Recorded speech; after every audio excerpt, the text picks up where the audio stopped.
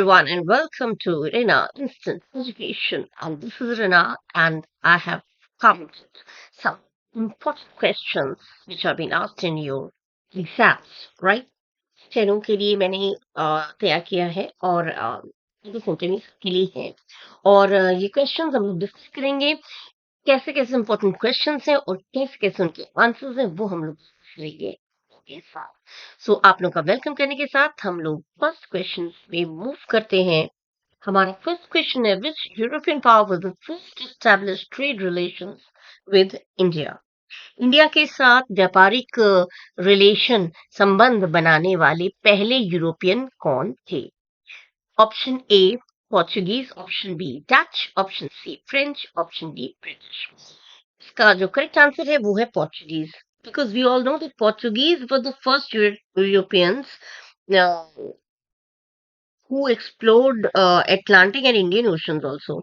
Portuguese जो Atlantic और Indian oceans को इन्होंने ही पहली बार एक्सप्लोर किया था और वास्को ड गामा के साथ ही इंडिया में इनका राइज हुआ था और ये लगभग 400 इयर्स तक या आई थिंक 400 इयर्स से भी ज्यादा समय तक ये लोग इंडिया में रहे और काफी ज्यादा अपना इफेक्ट इन्होंने यहाँ पे छोड़ा नए नए टेक्नोलॉजीज और खाने पकाने की तरीके बहुत कुछ ये लोग हमें दे के गए तो हमारा करेक्ट ऑप्शन है पोर्चुगीज ओके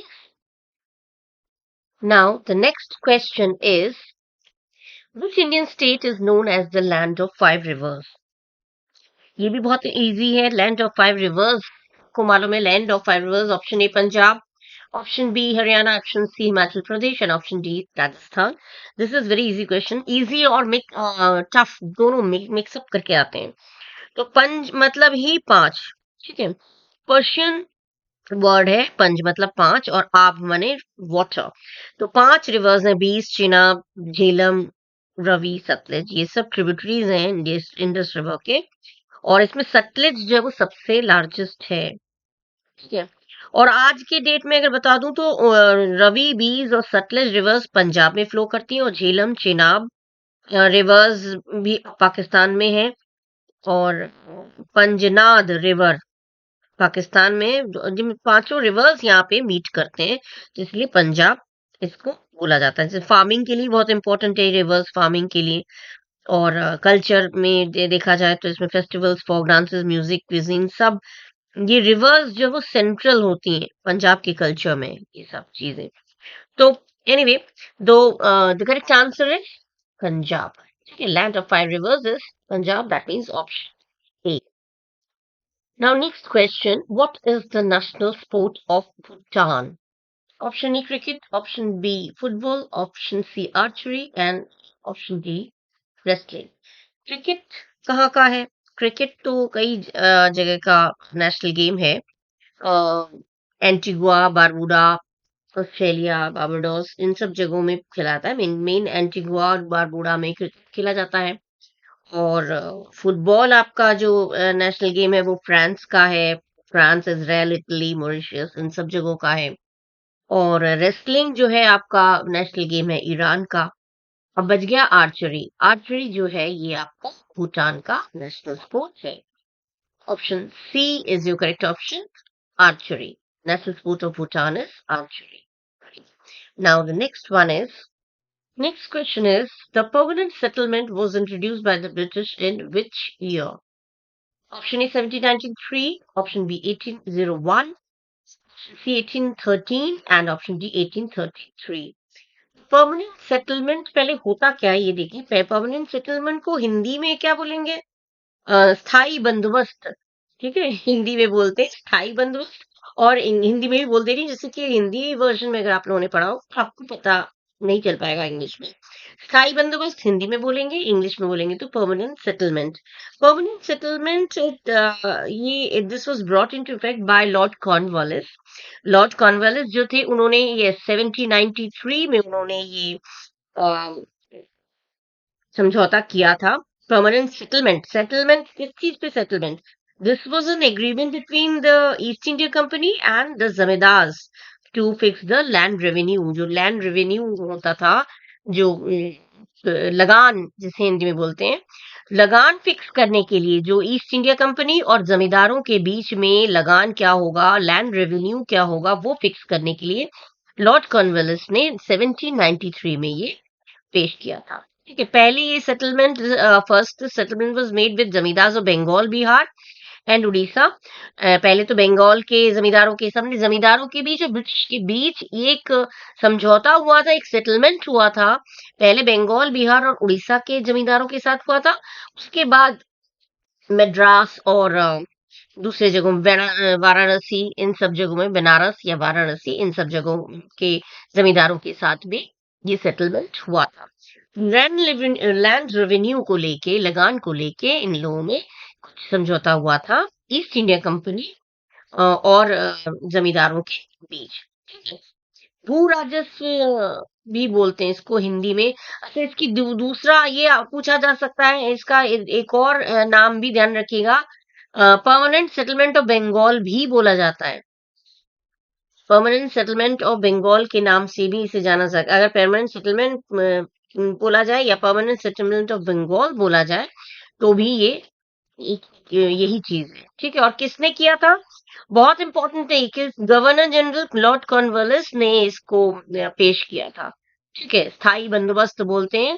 और भू राजस्व, जिसे लगान के लिए भू राजस्व आय, ये क्योंकि अंग्रेजों के लिए ये जो लैंड रेवेन्यू था या भू राजस्व, ये जो है इनका आय का प्रमुख सोर्स था, अर्निंग का मेन सोर्स था। इससे ये लोग आय का प्रमुख स्रोत था ये।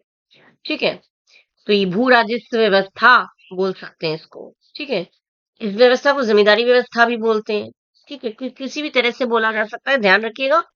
ये आपका हुआ था परमानेंट सेटलमेंट लॉर्ड कॉर्नवालिस के द्वारा 1793 में। So your option is option A, 1793.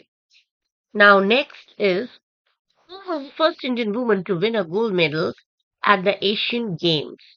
Option A Karnam Malleswari, option B Kamaljeet Sandhu, option C PT Usha, option C D Sania Mirza. सबसे पहले हम लोग जानेंगे कर्नम मालेश्वरी के बारे में। Karnam Malleswari is a retired Indian weightlifter and she is the first Indian woman to win a medal at Olympics in 2000. ठीक है, और Karnam Malleswari retired Indian weightlifter है, वेटलिफ्टिंग करती थी और पहली इंडियन वुमेन थी जिन्होंने मेडल जीता ओलंपिक्स में 2000 में। ठीक है, सोचिए, फर्स्ट इंडियन वुमेन थी जिन्होंने मेडल जीता था ओलंपिक्स में 2000 में। ये पूछा जा सकता है, ये कौन थी, पहली महिला भारत की कौन सी जो ओलंपिक खेलों में उन्होंने मेडल जीता था। ठीक है, और उसके बाद हम पीटी उषा, इनको तो सब जानते हैं। पीटी उषा बहुत बड़ी एथलीट थी और इनको queen of track and field भी बोला जाता है। Queen of track and field, बहुत शानदार एथलीट थी ये। इन्होंने 23 मेडल्स टोटल जीते हैं, जिसमें 14 तो गोल्ड थे। पीटी उषा ने, पीटी उषा जी ने 23 मेडल्स जीते इन ऑल टोटल, और 14 उसमें गोल्ड थे।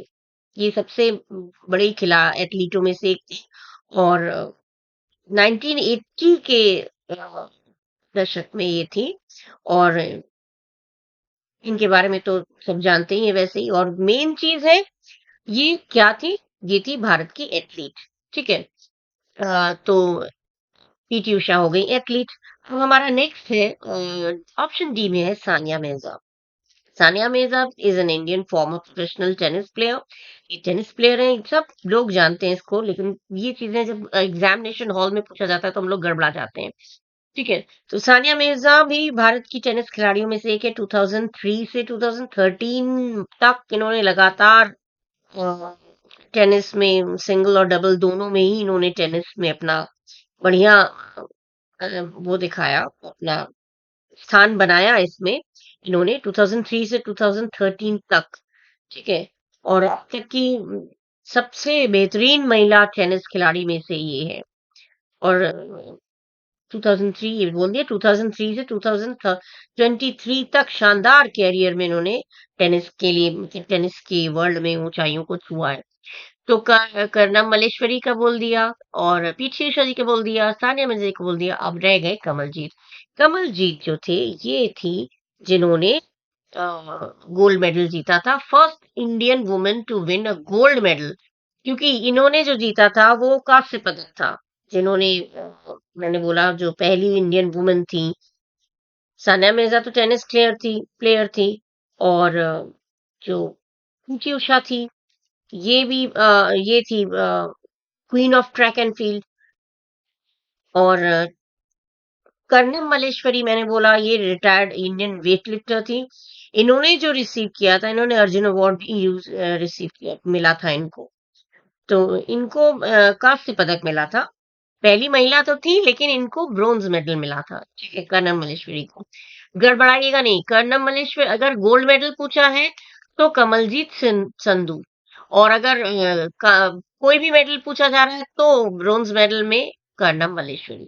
ठीक है, तो कर्णम मल्लेश्वरी कांस्य पदक जीती थी, और कमलजीत संधू गोल्ड मेडल जीती थी। तो हमारी पहली Indian woman, first Indian woman to win a gold medal at the Asian Games is Kamaljeet Sandhu. ठीक है, Kamaljeet Sandhu was the first Indian woman to win gold medal, and in 1970 में बैंकॉक एशियन गेम्स में इन्होंने जीता था। और इसमें इन्होंने 400 मीटर रेस में इन्होंने जीता था। इनकी फिनिशिंग इन्होंने दी थी 57.3 सेकेंड्स में। 400 मीटर रेस में 57.3 सेकेंड्स में इन्होंने, कमलजीत संधू ने 400 मीटर रेस किया था। इसके अलावा भी बहुत सारे इनके अचीवमेंट्स तो बहुत हैं। इन्होंने बास्केटबॉल, हॉकी सब नेशनल लेवल पर खेला है, और फाइनलिस्ट भी रही हैं। ठीक है, 1971 में वर्ल्ड यूनिवर्सिटी गेम्स में ये फाइनलिस्ट भी रही है। तो अभी जो गोल्ड मेडल जो जीतने वाली है वो सबसे पहली इंडियन वुमन, वो है हमारी Kamaljeet Sandhu. So your answer is option B, Kamaljeet Sandhu, right? Now we'll move to the next question. Now, question number 6. Which Indian classical dance form is known for its intricate footwork and spins? कौन सा ऐसा classical dance है, ऐसा नृत्य है जिसमें intricate footwork and spins होते हैं? स्पिन्स माने घूमना। कथक जैसा कुछ मैंने आंसर ही बता दिया। कथक में होता है घूम घूम कर डांस करते हैं एकदम। और इंट्रिकेट फुटवर्क माने बड़े बारीकी से एकदम एक एक पैरों की चाल ऐसी होती है जो पैरों की चाल से या हरकत से बहुत ही बारीकी से, कुशलता से अपने डांस को दिखाना, और घूम घूम कर डांस करना। ये कौन सा ऐसा क्लासिकल डांस है? Option A Kathak, option B Bharatanatyam, option C Kathakali, option D Odissi. इसका करेक्ट ऑप्शन है कथक। कथक क्यों है? कथक जो शब्द है, कथक जो वर्ड है, कथक का मतलब ही होता है कथा। जो कथा कहते हैं, कथा कहे सो कथक कहलाए। माने डांस के द्वारा एक स्टोरी, एक लोगों तक पहुंचाना, डांस के थ्रू ऐसे पोस्चर बनाकर, ऐसे इशारे करके, या जिस तरह से भी अलग अलग तरीके से अपनी बात को लोगों तक पहुंचाना, मैंने स्टोरी को बताना, वो होता है कथक। कथा बताती है, वो होता है कथक। तो कथक की वो डांस फॉर्म है जिसमें इंट्रिकेट फुटवर्क एंड स्पेंस देखे जा सकते हैं। सो your correct option is option A. Now, next question. The headquarter of International Renewable Energy Agency is located in option A Geneva, Switzerland, option B Abu Dhabi, UAE, option C Paris, France, and option D New York, US. Geneva में अगर पूछे, Geneva Switzerland में international Labour organisation का headquarter है, world Health organisation का headquarter है, और world bank group ये तो वाशिंगटन डीसी में है। जेनेवा में आपका वर्ल्ड हेल्थ ऑर्गेनाइजेशन WHO, और International Labour Organization, International Committee of Red Cross, World Trade Organization, World Meteorological Organization, ये सब जेनेवा स्विट्जरलैंड में है। ठीक है, और पेरिस में पेरिस में है United Nations Educational, Scientific and Cultural Organization, जिसे हम कहते हैं यूनेस्को। और OECD, Organization for Economic Cooperation and Development, ये भी फ्रांस में है, पेरिस में। और न्यूयॉर्क, USA की बात करें तो न्यूयॉर्क में भी बहुत कुछ है। न्यूयॉर्क में जैसे United Nations, UNICEF, United Nations Children's Emergency Fund, ये न्यूयॉर्क में, यूनाइटेड नेशंस ऑर्गेनाइजेशन, ये भी न्यूयॉर्क USA में है। ठीक है। United Nation Security Council UNSC, ये भी न्यूयॉर्क में है। तो ये सब न्यूयॉर्क में हो गया। अब हमारा बच गया अबू धाबी। अबू धाबी में क्या है? अबू धाबी में है हमारा है इंटरनेशनल रिन्यूएबल एनर्जी एजेंसी। तो ये जो क्वेश्चन है, इसका करेक्ट ऑप्शन आपका है ऑप्शन बी, अबू धाबी। कि जेनेवा में क्या है वो मैंने बता दिया, पेरिस फ्रांस में क्या है बता दिया, और न्यूयॉर्क में यूएसए में क्या है वो बता दिया। और इंटरनेशनल रिन्यूएबल एनर्जी ये जो है आपका अबू धाबी में है। ठीक है। सबका इसीलिए बता दे रही हूँ क्योंकि न्यूयॉर्क में जैसे मैंने बता दिया यूनाइटेड नेशंस पॉपुलेशन फंड भी का भी है, और यूनिसेफ का है। ठीक है, यूनाइटेड नेशंस ऑर्गेनाइजेशन, ये सब इसलिए बता दे रही हूँ जिससे कि बाय चांस अगर ये क्वेश्चंस आए ये कहाँ पे है लोकेटेड, तो यू कैन आंसर देम। ठीक है, आप उसको आंसर कर सकते हैं। जेनेवा स्विट्जरलैंड में जैसे मैंने बोला WHO, वर्ल्ड हेल्थ ऑर्गेनाइजेशन है, इंटरनेशनल लेबर ऑर्गेनाइजेशन है। ठीक है, WMO वर्ल्ड मीटरोलॉजिकल ऑर्गेनाइजेशन है।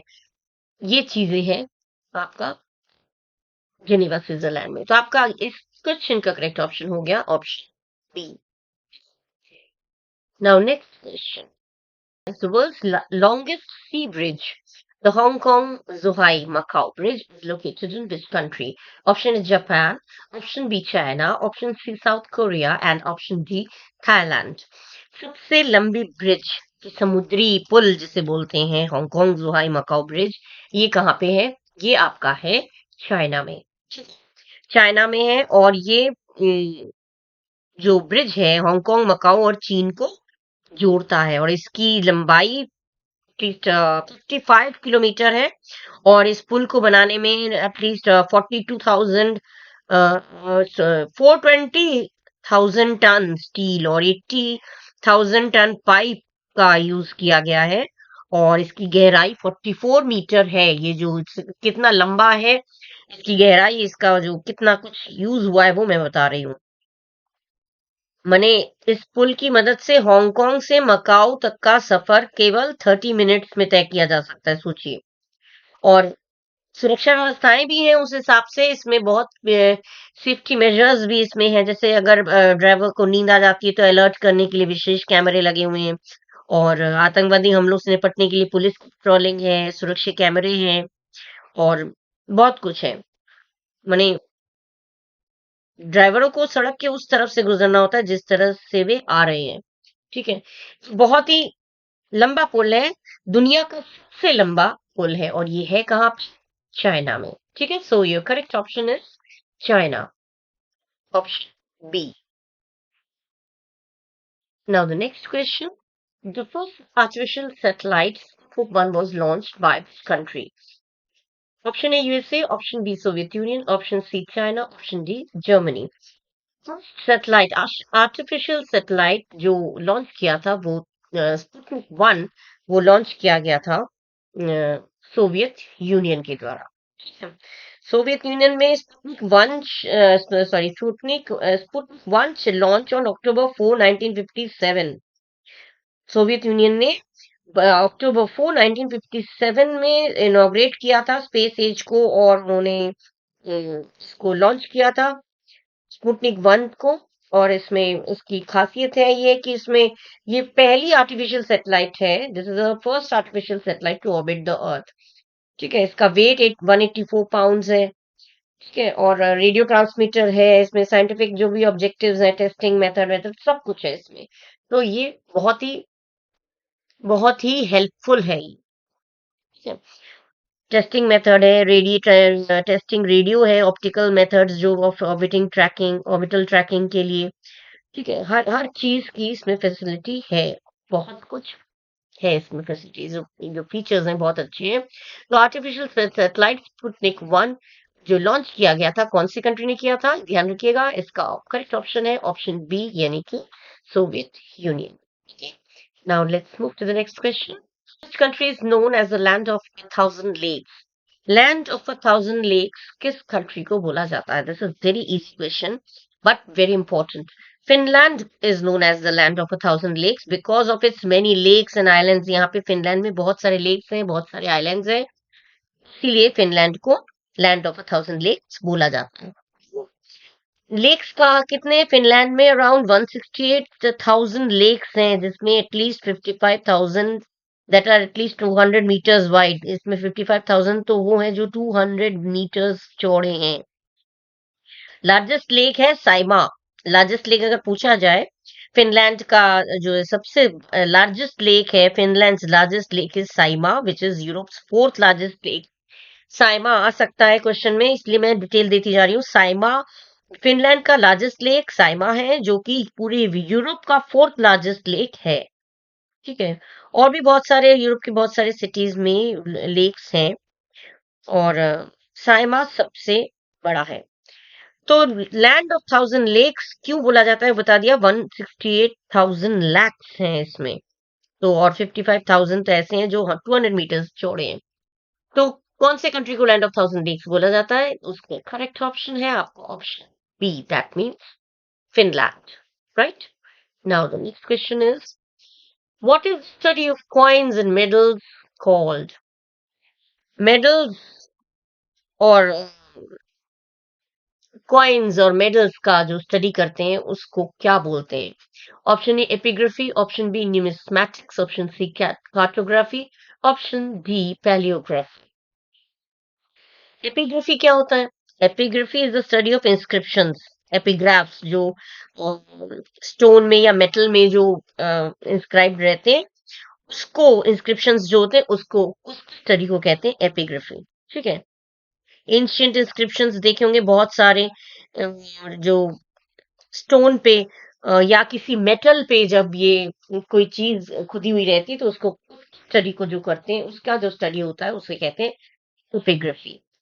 Now, cartography. Cartography is the study of practice of making maps, including research, design या production of maps. जो maps लेके काम करते हैं, maps की डिजाइनिंग करते हैं, maps के रिसर्च करते हैं, प्रोडक्शन करते हैं, बनाते हैं maps, उनको कहते हैं, उन स्टडी को लेके जो काम, उसकी स्टडी को लेके जो लोग चलते हैं उसको कहते हैं, उन लोगों को कहते हैं, उसको कहते हैं कार्टोग्राफी।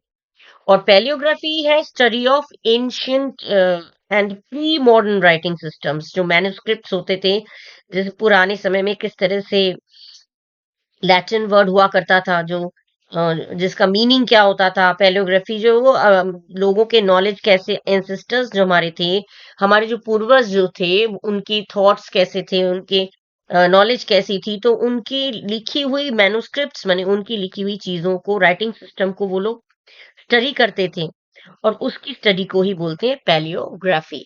अब हमारा रह गया study of coins and metals, किसको बोलेंगे? एपिग्राफी हो गया, कार्टोग्राफी हो गया, पैलियोग्राफी, रह गया हमारा न्यूमिस्मैटिक्स। तो numismatics is the correct answer of this question, study of coins and medals. Right. तो स्टडी ऑफ कॉइन्स के और मेडल्स के बारे में जो स्टडी करते हैं उसको कहते हैं, उस चीज को कहा जाता है, उस स्टडी को बोला जाता है numismatics. That means your correct option is option B, numismatics. Right? Now next. Who was the first woman to climb Mount Everest? Mount Everest में चढ़ने वाली फर्स्ट वुमन कौन थी? Option A Junko Tabei, option B Bachendri Pal, option B Tenzing Norgay, और option B वांदा रुचिन। तबाई बोलते हैं, ये फर्स्ट वुमेन थी। जिनको तबाई आंसर ही हो गया, हाँ, मैंने बता दिया। जिनको Tabei was the first women to reach the summit of mount Everest. कब गई थी? मई 16 मई 1975 में ये जुनको तबाई जो है वो माउंट एवरेस्ट में गई थी, टॉप में, और साउथ कोलम में। और इसके बाद जो आपका तबाई का बर्थ और डेथ, ये तो पता है। बर्थ आपका सितंबर 22 1939 में हुआ था, और इनकी डेथ हुई थी अक्टूबर 2016 में। और भी लोगों ने, बचेंद्री पाल ने भी किया था। बचेंद्री पाल फर्स्ट वुमेन थी to reach the summit of mount Everest in 1984। Bachendri Pal जो थी, जुनको तबाई का तो मैंने बोला, जुनको तबाई पहुंची थी 16 मई 1975 में, first women to reach the summit of mount Everest. ठीक है। और Bachendri Pal first Indian women थी। ठीक है, फर्स्ट इंडियन वुमेन थी Bachendri Pal to reach the summit of mount Everest in 1984, 2019 में। और इसके लिए for this she was awarded the Padma Bhushan India third highest civilian award बोला जाता है। इंडिया का third highest civilian award Padma Bhushan से इनको सम्मानित किया गया था। और इनके इसके अलावा संतोष यादव जो है वो भी गई थी 1992 में, यंगेस्ट वुमेन थी वो। अब वो तो उनका नाम मेंशन नहीं है एनीवे। तो फर्स्ट वुमेन क्लाइंब करने वाली जो माउंट एवरेस्ट थी, फर्स्ट वुमेन, वो हो गई जुनको तबाई। तो आपका आंसर है जुनको तबाई। ठीक है, जुनको तबाई जो है वो तबेई बोलते हैं जापान में, जुनको तबाई। ठीक है, सबसे पहली महिला थी जो चोटी में पहुंची थी। ठीक है, तो आपका करेक्ट ऑप्शन हो गया option A. Now next question. Now, the next question is the International Court of Justice (ICJ) is headquartered in which city? Option A Geneva, option B The Hague, option C Vienna, and option D New York. तो international court of justice का headquarter अगर है तो वो है आपका the Hague में। The Hague यानी कि Netherland. This is your correct option. ठीक है, it was established in June 1945। June 1945 में एस्टेब्लिश किया गया था। और द हेग या नीदरलैंड्स में ये है। the seat of the court is at the piece palace. ठीक है, ये जो कोर्ट का जो वो है पीस पैलेस बोला जाता है द हेग में, नीदरलैंड्स में ये इंटरनेशनल कोर्ट ऑफ जस्टिस है। ठीक है, ये this is the principal judicial organ of United Nations. ठीक है, ये यूनाइटेड नेशंस का मेन जुडिशियल ऑर्गन में से है, international court of justice. So your correct answer is the Hague. That means option B, right? Now we'll move to the next question. Now the next question is, what is the national flower of Bhutan? Option A rhododendron, option B lotus, option C blue poppy, option D edelweiss। Edelweiss बोलते हैं। Rhododendron कहाँ का है? रेडोडेंड्रॉन जो है वो national flower है of Nepal. ठीक है, rhododendron is the national flower of Nepal. ठीक है, ये साइंटिफिक नेम है, नेपाली नेम है लैलीगुरन्स बोलते हैं, ब्राइट रेड कलर का होता है। मार्च से मई के बीच में ये ब्लूमिंग सीजन इसका है। और ये सिंबल है प्यूरिटी, लव, पेट्रियटिज्म का ये सिंबल है। ठीक है, rhododendron. Lotus, you may be knowing, lotus India का नेशनल फ्लावर है। ठीक है, नेशनल फ्लावर ऑफ इंडिया। और जो एडलवाइस जो है ये ऑस्ट्रिया का, एडलवाइस जो है वो ऑस्ट्रिया का नेशनल फ्लावर है। और it is national symbol of, ये कई सारे दूसरे कंट्रीज का नेशनल सिंबल भी है, including Bulgaria, Slovenia, Switzerland and Italy. इन सब जगहों का नेशनल सिंबल के रूप में भी व्हाइट कलर का होता है। ठीक है, इसका मतलब ही यही है। एडल माने नोबल और वाइस माने होता है वाइट। ठीक है, ये it is known for its beauty, beauty के लिए जाना जाता है, मेडिसिनल क्वालिटीज के लिए जाना जाता है। तो लोटस तो आप लोगों को पता ही है कैसा होता है, ये तो हमारे इंडिया का नेशनल फ्लावर है। तो नेशनल फ्लावर ऑफ भूटान हमारा हो गया blue Poppy, Himalayan blue Poppy बोला जाता है। ठीक है, मेकोनोपोसिस बोलते हैं इसको, मेकोनोपोसिस, मेकोनोपोसिस बोलते हैं, मेकोनोप्सिस बोलता है, ये बोला जाता है। और ये कलर ये pale blue, sky blue, blue purple, इस तरह रेडिश पर्पल इस तरह के होते हैं। और बहुत कम, रेयरली डार्क रेड होता है, बहुत कम होता है। रॉकी माउंटेन में ये होता है, यहाँ पे ज्यादातर रॉकी माउंटेन टेरेन में होता है। तो ब्लू पॉपी या हिमालयन ब्लू पॉपी जो है ये आपका भूटान का नेशनल फ्लावर है। That means your correct option is option C. Now next question.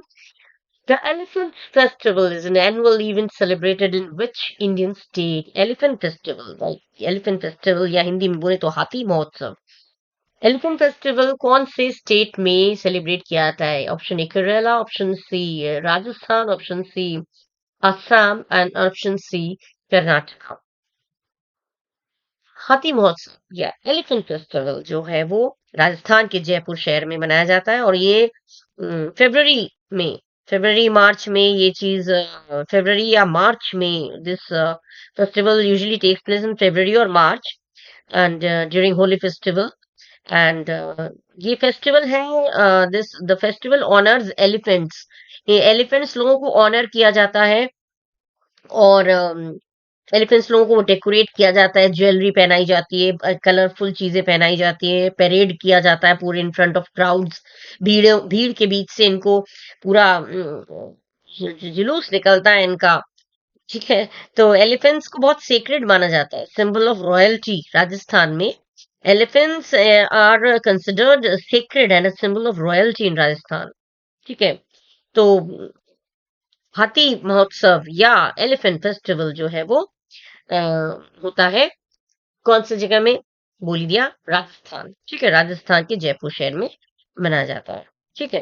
Holi से ठीक पहले पहले ही मनाया जाता है। इसमें हाथी की डांस भी होता है, हाथी नृत्य, हाथी की दौड़, हाथी पोलो और ये सब होते हैं, और हाथी को सजाया जाता है। ठीक है। और बहुत अच्छा लगता है ये। मालिक अपने हाथियों को अच्छे अच्छे रंगों के झूले और झूल लटकने वाले गहनों से सजाते हैं। तो राजस्थान का ये एलिफेंट फेस्टिवल है आपका राजस्थान में। ठीक है। तो ये करेक्ट ऑप्शन आपका हो गया option B, Rajasthan. Now next question, the term bitumen is most commonly associated with which country? bitumen bitumen किस कंट्री से? bitumen oil and gas, option A oil and gas. किस इंडस्ट्री से एसोसिएटेड है? Oil and gas, road, B road and road construction, C mining and D metallurgy. तो bitumen is associated with construction industry है ये। और तो इसलिए obviously है ये रोड कंस्ट्रक्शन के लिए ही यूज होगा। रोड कंस्ट्रक्शन, इसको ये पहले इसको डामर बोला जाता था। ब्लैक कलर का होता है ये बिल्कुल। और होल्ड करने के लिए ज्यादातर देखो होगा आप लोगों ने, बिल्डिंग मटेरियल्स में यूज किया जाता है इसको। और इसमें सड़क बनाते हैं तब उसमें वो यूज होता है। स्टिकी लिक्विड होता है, ब्लैक सॉलिड स्टिकी लिक्विड होती है। एंड काफी हार्ड हो जाता है जब ये ठंडा हो जाता है तो, और होल्ड करके रखने का काम आता है। रोड ज्यादातर बनते हैं। तो bitumen it is use for the production of roads, road बनते हैं, रूफ्स बनते हैं, अदर बिल्डिंग मटेरियल्स जो है उसको वो भी बनते हैं बिटुमेन से। इसको पहले डामर के नाम से जाना जाता था, पर अब जिसको बिटुमेन बोलते हैं। ठीक है। तो ये बिटुमेन, ठीक है, 70% बिटुमेन का ये जो प्रोडक्शन होता है वो रोड कंस्ट्रक्शन के लिए ही होता है, सड़क निर्माण के लिए ही होता है। तो बिटुमेन, बिटुमेन के बारे में अगर और कुछ जानकारी, बिटुमेन जो है वो पेट्रोलियम से बना होता है। बांधने की बहुत बड़ी ताकत होती है इसमें। ठोस होता है, चिपचिपा होता है। और इसका इस्तेमाल सड़कों के लिए, वो तो बताइए, बता दिया मैंने, सड़क सड़क बनाने के लिए होता है। टार बोलते हैं बिटुमेन को, टार के साथ लोग कंफ्यूज होते हैं। टार, तारकोल, वो नहीं है। बिटुमेन से सड़क बनाई जाती है। तो मेन जो आपका बिटुमेन पूछा जाए कॉमनली एसोसिएटेड से है तो रोड कंस्ट्रक्शन है, सिंपल। ठीक है। बिटुमेन क्या है वो मैंने एक्सप्लेन कर दी, जिससे कि आपको आंसर याद रहे। रोड कंस्ट्रक्शन के लिए यूज होता है। So your correct option is option B, road construction. Now next question, which is the oldest continuously inhabited city in the world? सबसे ओल्ड कंटिन्यूअसली माने लगातार, अब कौन से वर्ल्ड में कौन सा ऐसा शहर है जहां पे लगातार लोग रहते आए हैं? Option A Jerusalem, option B Athens, option C Damascus, option D Varanasi. तो सबसे ओल्डेस्ट मतलब दुनिया का सबसे पुराना लगातार बसा हुआ शहर कौन सा है? सबसे ज्यादा है इस इन चारों में से, सबसे ज्यादा जो पुराना है वो है डेमस्कस। ठीक है। वैसे तो जेरिको है। जेरिको जो है वो 11,000 साल पहले, 11,000 years, जेरिको जो है वो, इट इज एस्टिमेटेड, ऐसा एस्टिमेट किया जाता है अराउंड 11,000 years ओल्ड है। सबसे ओल्डेस्ट शहर में वेस्ट बैंक में की तरफ है जेरिको, सबसे ओल्ड माना जाता है। लेकिन जेरिको का इस ऑप्शन में नहीं है, तो सेकंड नंबर पे ही है डेमस्कस। डेमस्कस ऑप्शन में है। डेमस्कस है 10,000 से 12,000 years तक का पुराना। ठीक है। ऐसा एस्टिमेट लगाया जाता है, अंदाजा लगाया जाता है कि ये 10,000 से 12,000 years पुराना है। ठीक है। वाराणसी भी पुराना है, वाराणसी लेकिन वाराणसी है 5,000 ईयर्स पहले की है, 5,000 या 3,000 ईयर्स पहले का है। फाउंड किया लॉर्ड शिवा, ऐसा माना जाता है हिंदू डेटी लॉर्ड शिवा ने वाराणसी को खोज किया था 5,000 ईयर्स पहले। काशी बोलते हैं वाराणसी को। ठीक है, ऋग्वेद जातका टेल्स में इसके बारे में मेंशन भी है वाराणसी के बारे में। लेकिन अगर सबसे ओल्डेस्ट इनहेबिटेड सिटी बोला जाए तो डेमस्कस है, क्योंकि डेमस्कस 10,000 ईयर्स पुराना है। वाराणसी 5,000 ईयर्स पुराना है। और सबसे पुराना वैसे जेरिको है। जेरिको अगर दिया होता तो जेरिको आपका ऑप्शन होता, क्योंकि जेरिको 11,000 ईयर्स ओल्ड है। ठीक है, ओल्ड टेस्टामेंट में इसके बारे में मेंशन भी है। It was a major trading post for much of its history, right? So Damascus इसमें ऑप्शन में आपका जो सबसे ओल्ड है वो आपका हो गया डेमस्कस। ठीक है, डेमस्कस के बारे में दमिश्क भी बोलते हैं हिंदी में। अगर आप लोग इसको डेमस्कस बोलते हैं, हिंदी में दमिश्क बोला जाता है, दमिश्क। ठीक है, तो इसमें करेक्ट ऑप्शन आपका हो गया ऑप्शन सी, राइट।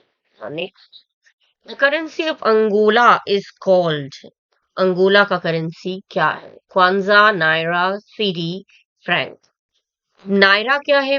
नायरा कहाँ का है? नायरा है नाइजीरिया का। ठीक है, और सीडी, सीडी है घना, घना का। ठीक है, CD currency is the official currency of घना। ठीक है, और नेक्स्ट है आपका फ्रैंक। फ्रैंक तो आपका उसका है स्विट्जरलैंड का, स्विट्जरलैंड एंड मोस्ट फ्रेंच। ठीक है, फ्रेंच कॉइन है फ्रैंक एक्चुअली, एक फ्रेंच कॉइन है। अब मॉनेटरी यूनिट के रूप में इसे माना जाता है न्यूट्रली। स्विट्जरलैंड या most French farmer Belgian overseas territories में है ये। तो फ्रैंक जो है वो फ्रांस का है। ठीक है, नायरा बता दिया नाइजीरिया का है, और सीडी आपका घना का है, और फ्रैंक आपका स्विट्जरलैंड का है। ठीक है, करेंसी। अब रह गया आपका क्वांजा। तो the currency of Angola is called, Angola का करेंसी है क्वांजा, यानी कि आपका करेक्ट ऑप्शन हो गया क्वांजा। ठीक है, तीनों का मैंने अलग से बता दिया, बाय चांस आपका आया क्वेश्चन फॉर्म करके तो बता सके, इसलिए ये एक्स्ट्रा नॉलेज दे देती हूँ। तो क्वांजा आपका अंगोला का करेंसी हो गया kwanza. That means your correct option is option A, right. Now next, which Indian scientist is known as the father of Indian space program? Indian space program के father, Indian space program के father कौन कहलाए जाते हैं? Option A doctor Vikram Sarabhai, option B doctor APJ Abdul Kalam, option C doctor Homi Bhabha, and option D doctor Satish Dhawan.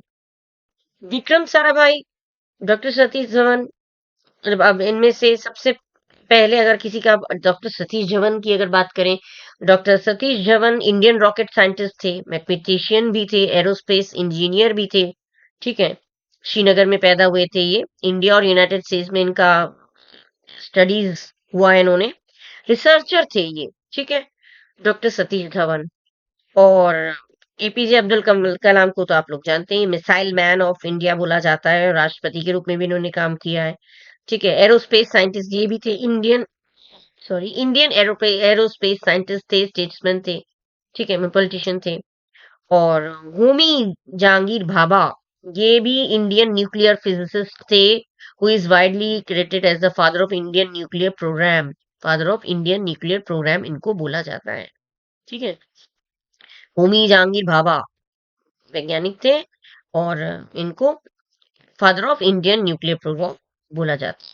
ठीक है, अब father of Indian space कौन रह गए? विक्रम साराभाई, एपीजे अब्दुल कलाम, होमी भाभा, सतीश धवन। विक्रम साराभाई रह गए। एपीजे अब्दुल कलाम के बारे में बोल दिया मैंने, और होमी भाभा के बारे में बोल दिया, और सतीश धवन के बारे में बोल दिया। तो father of Indian space program का करेक्ट ऑप्शन होगा डॉक्टर विक्रम साराभाई। ठीक है, तो ये correct option is Vikram Sarabhai. Vikram Sarabhai जो थे इंडियन फिजिसिस्ट थे, ये एस्ट्रोनॉमर भी थे। इन्होंने इनिशिएट किया स्पेस रिसर्च, स्पेस रिसर्च करना इन्होंने ही शुरू किया। ठीक है, इन्होंने शुरुआत की इन्हें कई सारे साइंटिस्ट लोगों को इन्होंने खत लिखा, और खत लिख के इन्होंने बहुत सारे ऐसे इंस्टीट्यूशंस खोले, उन्होंने रिसर्च सेंटर खोले, डेवलप किया न्यूक्लियर पावर को इंडिया में। तो विक्रम साराभाई को फादर ऑफ इंडियन स्पेस इसीलिए बोला जाता है, इसीलिए क्योंकि न्यूक्लियर पावर इंडिया में इन्होंने ही डेवलप किया, इसीलिए इनको father of Indian space program father बोले जाते हैं, right? Now, next question is the largest freshwater lake by volume in the world is freshwater lake. Freshwater lake. Option A, Lake Superior. Option C, Lake Baikal. Option B, Lake Baikal. Option C, Lake Victoria. And option D, Lake Tanganyika. Lake Baikal बहुत ही, अगर देखा जाए lake Baikal क्या है, बहुत ही ancient massive lake है, बहुत बड़ा लेक है, माउंटेनियस रशियन रीजन, साइबेरिया के रशियन रीजन में है। बाइकाल झील, हिंदी में बोले तो बाइकाल झील दुनिया की सबसे ओल्ड, मतलब सबसे प्राचीन और गहरी झील है। और मतलब ये कब से भी, ये झील 3 करोड़ वर्ष से लगातार बनी हुई है। सोचिए, 3 करोड़ ईयर से लगातार ये फ्लो कर रही है रशियन, साइबेरिया के रशियन रीजन में, माउंटेनस रीजन में, ठीक है। और the largest freshwater lake by volume in the world is Lake Superior, Lake Baikal, Lake Victoria, Lake Tanganyika. Lake superior के बारे में अगर बोलेंगे तो लेक सुपीरियर क्या है? Lake superior is the largest fresh water lake in the world by surface area. यहाँ पे बाय वॉल्यूम पूछा गया है। बाय सरफेस एरिया ये जो है वो वर्ल्ड का लार्जेस्ट फ्रेश वाटर लेक है वर्ल्ड में, एरिया के हिसाब से। और वॉल्यूम के हिसाब से देखा जाए तो थर्ड लार्जेस्ट है। लेकिन यहाँ पे पूछा है by volume largest fresh water lake कौन सा है, तो by volume lake superior third largest है, ठीक है। और लेक विक्टोरिया, लेक विक्टोरिया जो कि केन्या में है, वर्ल्ड्स लार्जेस्ट ट्रॉपिकल लेक है, ठीक है। और सेकंड लार्जेस्ट है लेक विक्टोरिया, लेक विक्टोरिया आपका सेकंड लार्जेस्ट है, और वर्ल्ड का लार्जेस्ट ट्रॉपिकल लेक है, ठीक है। और फिर आपका आया lake Tanganyika. Lake Tanganyika African great lake, सबसे ये अफ्रीका का ग्रेट लेक है, और ये भी second largest fresh water lake है बाय वॉल्यूम, ठीक है, वॉल्यूम के हिसाब से, और सेकंड डीपेस्ट है, ठीक है। बैकाल के बाद डीप, अगर वॉल्यूम के दिख में बताया जाए तो ये बैकाल के बाद ही इसका नंबर है लेक तंगानिका। तो लेकिन फ्रेश वाटर लेक, अगर largest fresh water lake by volume पूछा जाए तो इसका करेक्ट ऑप्शन है लेक बैकाल, ठीक है। तो lake Baikal is your correct option. Now next, which country is the largest producer of cork in the world? Cork का सबसे लार्जेस्ट प्रोड्यूसर कौन है? ये आपको बहुत ही इंपॉर्टेंट है, बहुत ही सिंपल, ये सबको पता होगा। Portugal. Portugal is the world largest producer of cork.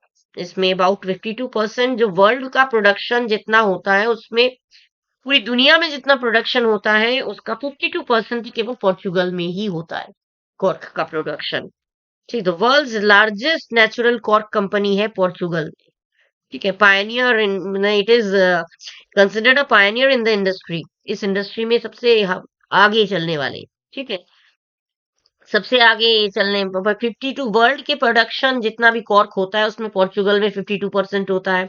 इसके बाद स्पेन में होता है 32%, इटली में होता है 6%, मोरक्को में होता है 4%।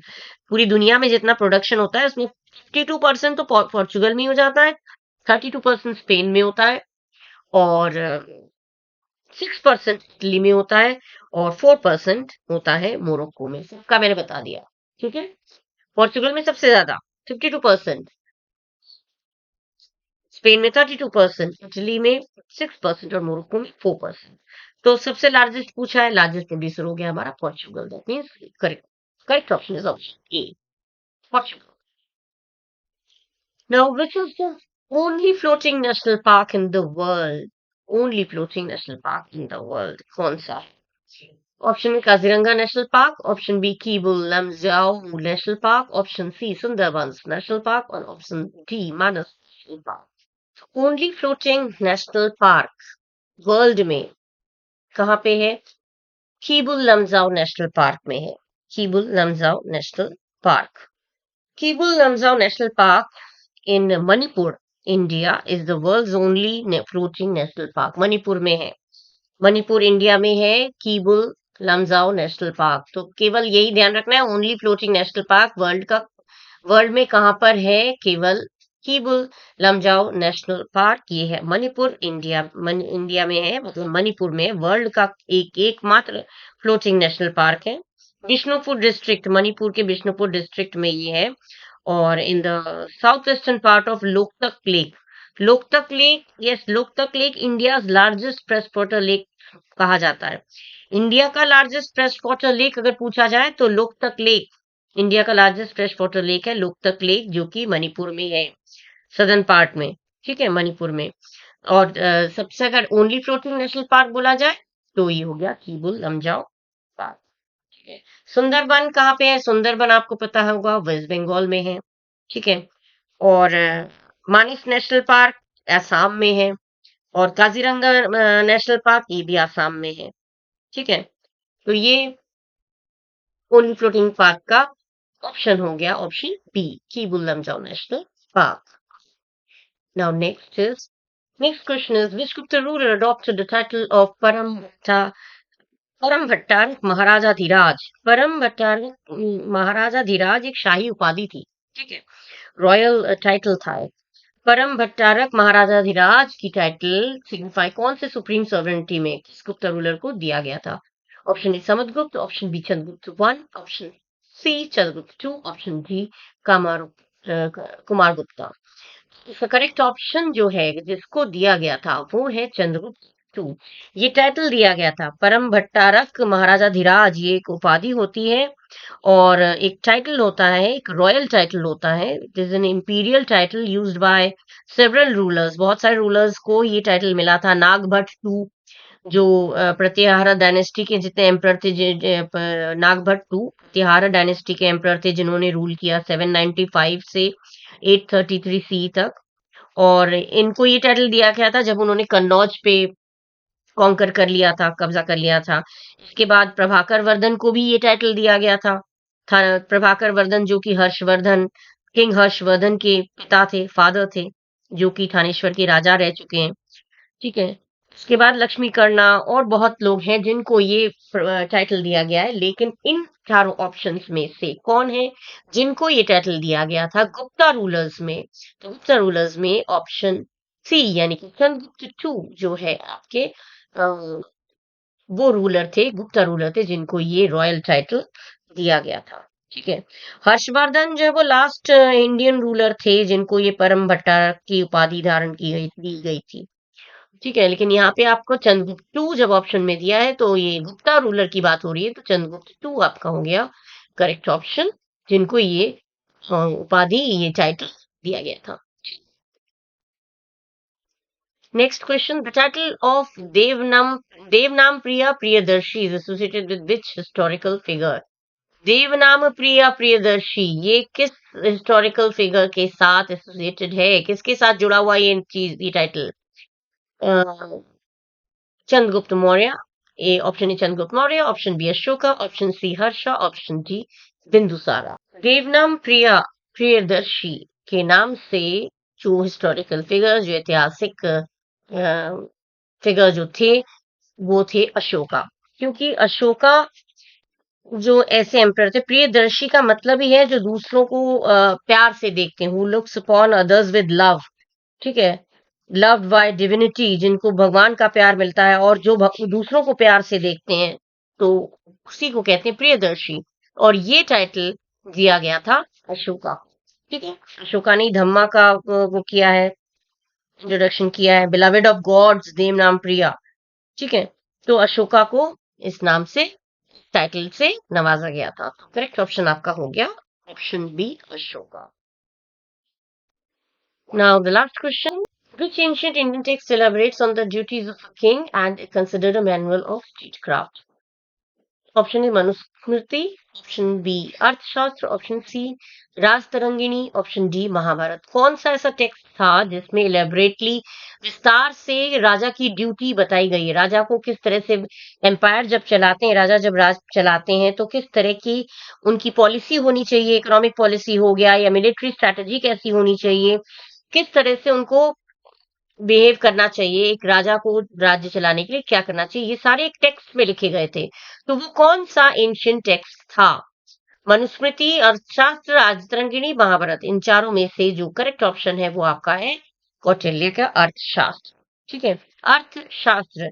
अर्थशास्त्र जो है, इसमें अर्थशास्त्र में it is an ancient Indian treatise on statecraft, economic policy, military strategy. That was, ये पहले it was written in Sanskrit.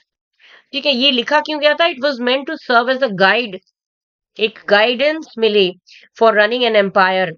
जितनी भी इंफॉर्मेशन है मिलिट्री स्ट्रेटजी के, मिलिट्री की कैसे कैसे स्ट्रैटेजी होनी चाहिए, किस तरह से पॉलिसी होनी चाहिए, क्या होना चाहिए, सब चीजें उसमें एक एम्पायर को चलाने के लिए क्या क्या इंफॉर्मेशन जितनी भी जरूरत थी वो सब कौटिल्य के अर्थशास्त्र में रिटन था। तो वो टेक्स्ट कौन सा था अगर पूछा जाए जिसमें ड्यूटीज ऑफ अ किंग दिया गया हो, वो है आपका अर्थशास्त्र। राजा की क्या क्या ड्यूटी है, क्या क्या कर्तव्य है, वो सब इसमें मेंशन है। तो वो कौन सा टेक्स्ट है? वो है आपका Arthashastra. That means option B is your option. Okay, so इसी के साथ आपका जो ये सेशन कंप्लीट हो गया और 25 क्वेश्चंस मैंने आप लोगों के साथ शेयर किए और ये बहुत ही इंपॉर्टेंट क्वेश्चंस हैं। अगर आप लोगों को अच्छा लगा हो तो सब्सक्राइब करिएगा अगर नए हैं मेरे चैनल में, और लाइक करिएगा, शेयर करिएगा, कमेंट करिएगा, पढ़िएगा। मेरी ब्लेसिंग्स आप लोगों के साथ। ठीक है, so till the next video, bye bye, thank you.